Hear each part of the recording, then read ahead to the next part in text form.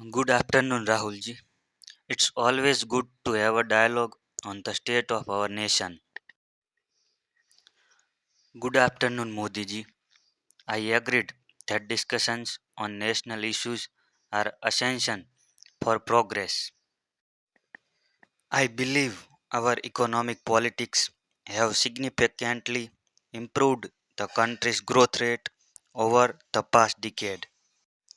While there has been growth, we must also address the growing inequality and ensure that benefits reach all sections of society. We have implemented various schemes aimed at supporting the underprivileged, such as the Jan Dhan Yojana and the Swachh Bharat Mission. These schemes are a step in the right direction, but we need to ensure they are effectively implemented and that corruption is minimized. Effectively implementation is key. Our government has invested heavily in digital infrastructure to improve transparency.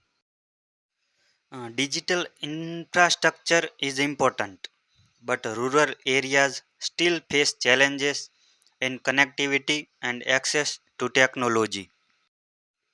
We are working on expanding digital networks in rural areas as well.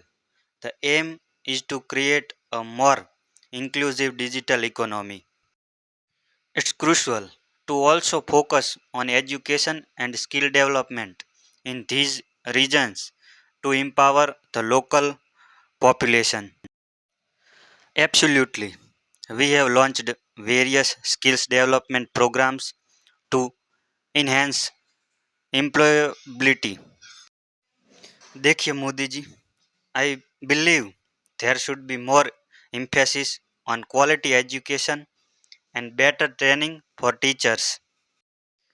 Improving education quality is indeed a priority. We have introduced several reforms in the education sector to address these. And what about healthcare? The accessibility and affordability of medical services remain a concern for many citizens.